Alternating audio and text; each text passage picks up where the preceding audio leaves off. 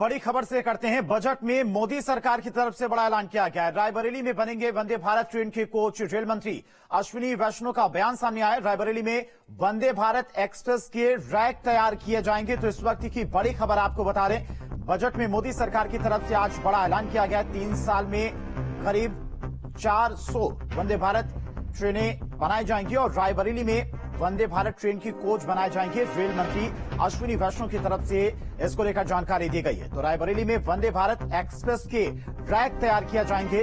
बड़ी खबर आपको बता रहे,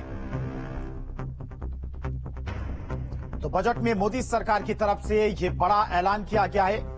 3 साल में देश भर में कई वंदे भारत एक्सप्रेस ट्रेनें चलानी और उसको लेकर जो कोच तैयार किए जाएंगे वो रायबरेली में तैयार होंगे।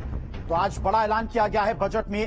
रेल मंत्री अश्विनी वैष्णव की तरफ से इसको लेकर जानकारी भी दी गई और अब रायबरेली में वंदे भारत एक्सप्रेस के ट्रैक तैयार किए जाएंगे। 3 साल में सरकार की तरफ से टारगेट भी रखा गया कि कैसे वंदे भारत एक्सप्रेस ट्रेन को देश के अलग अलग राज्यों में चलानी।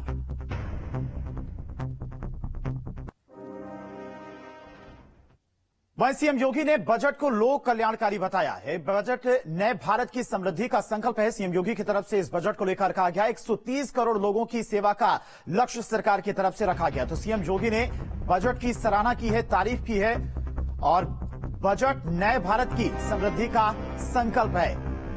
तो बजट को लोक कल्याणकारी बताया है मुख्यमंत्री योगी आदित्यनाथ ने। 130 करोड़ लोगों की सेवा का लक्ष्य सरकार की तरफ से रखा गया है।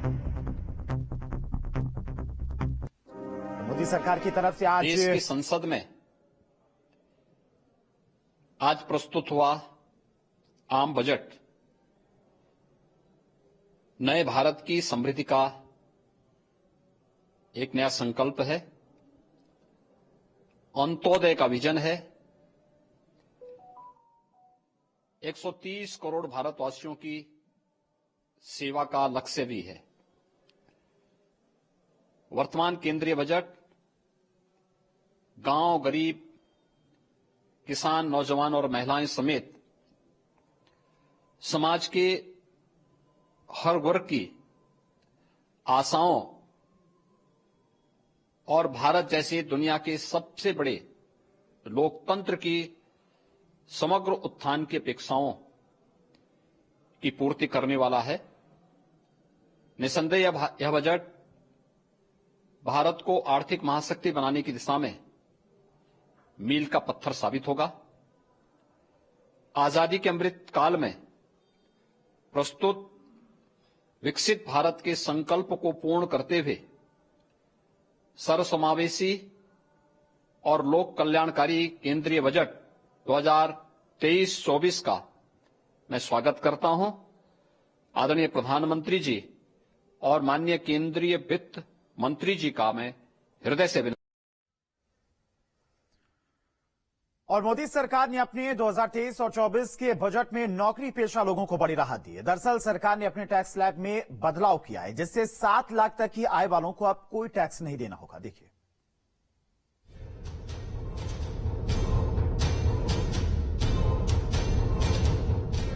मोदी सरकार 2.0 के 5 बजट में आम जनता को महंगाई के बीच बड़ी राहत दी है।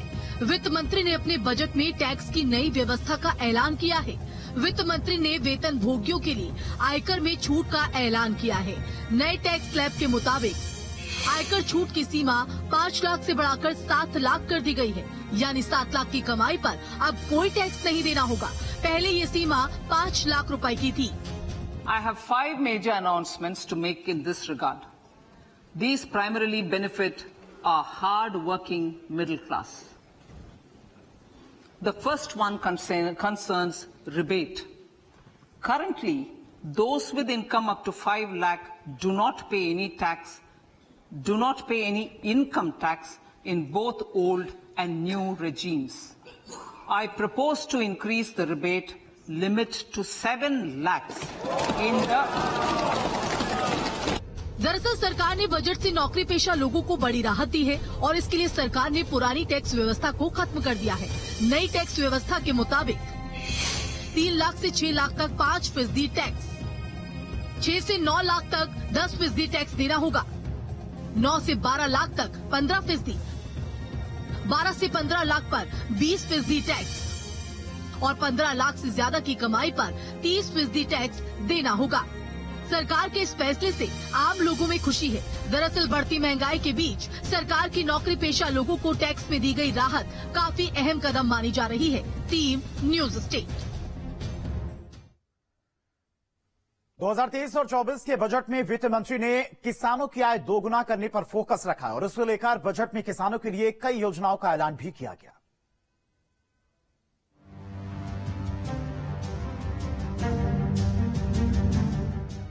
वित्त मंत्री निर्मला सीतारमण ने 2023 से 24 का बजट पेश किया। अगले साल होने वाले आम चुनावों को देखते हुए माना जा रहा था कि बजट लोक लुभावन होगा। अमृतकाल के इस बजट से हर किसी को कुछ न कुछ मिला है और ऐसे में वित्त मंत्री निर्मला सीतारमण का ध्यान खेती किसानी को और बेहतर बनाने पर रहा। वित्त मंत्री के बजट भाषण में किसानों को सौगात दी गई। बजट का फोकस कृषि क्षेत्र के तेज विकास के लक्ष्य पर रहा और इसके लिए कृषि कर्ज 20 लाख करोड़ रुपए किया जाएगा और इसके साथ ही कृषि स्टार्टअप के लिए कृषि कोष बनाने की भी घोषणा की गई। गोवर्धन स्कीम के तहत 500 नए संयंत्रों की स्थापना की जाएगी।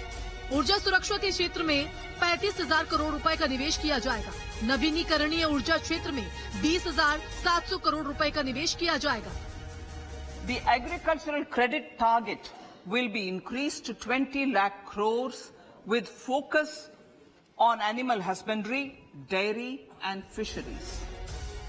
इस बजट में सरकार ने किसानों पर पूरा फोकस रखा है और इसके लिए पीएम किसान योजना के तहत 2.2 लाख करोड़ रुपए का निवेश किया है। इससे किसानों को खेती बाड़ी से जुड़े कामों के लिए बैंकों से ऋण लेने में आसानी होने वाली है। साथ ही इसकी 13वीं किस्त के जल्द मिलने की संभावना भी बढ़ गई है। Cash transfer of 2.2 lakh crores of rupees to 11.4 crore to over 11.4 crore farmers under PM Kisan Samman Nidhi. एक तरफ सरकार ने बजट से किसानों को राहत देने की कोशिश की है तो वहीं विपक्ष ने बजट पर सवाल उठाते हुए कहा कि किसान को बजट से कुछ नहीं मिला। तो आने वाले 3 सालों के बारे में उन्होंने बात करी है लेकिन उन्हें आज की बात नहीं करी है। मेरा मानना है कि चुनावी बजट है तो फाइनेंस मिनिस्टर ने किसानों का बिल्कुल ध्यान नहीं रखा है। दरअसल सरकार किसानों की आय को दोगुना करने की लगातार कोशिश कर रही है और इस बजट में भी किसानों की आय बढ़ाने के लिए सरकार ने तमाम योजनाएं बनाई हैं। Team news state. एसपी नेता स्वामी प्रसाद मौर्य ने बजट को निराशाजनक बताते हुए कहा कि इस बजट में झूठे वादों के अलावा कुछ भी नहीं है। वहीं स्वामी प्रसाद मौर्य ने यूपीए सरकार में बेरोजगारी की दर और वर्तमान सरकार में बेरोजगारी दर में आए बड़े अंतर पर भी सवाल खड़े किए हैं। केंद्र सरकार ने जो बजट प्रस्तुत किया है बहुत ही निराशाजनक है। केवल लोक लुभावन वादे और घोषणा के अलावा कुछ नहीं है।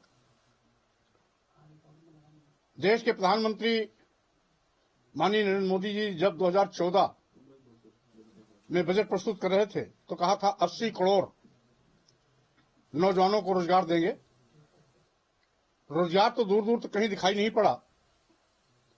बेरोजगारी दर बेतहाशा बढ़ गई और यूपीए सरकार में जो बेरोजगारी दर 2.2% था, भाजपा सरकार में वो बेरोजगारी दर बढ़कर के आज 8% हो गया है कि भाजपा के एजेंडे में महिलाएं, आदिवासी, दलित, पिछड़े, अल्पसंख्यक नहीं है। विगत वर्षों की तुलना में इस बार दलित उत्पीड़न की घटनाओं में 13% की बढ़ोतरी हुई है। शिक्षा का बजट, स्वास्थ्य का बजट, कृषि एवं कृषि से संबंधित कल्याण के मद का बजट, यूरिया सब्सिडी में बजट में भारी कटौती की है।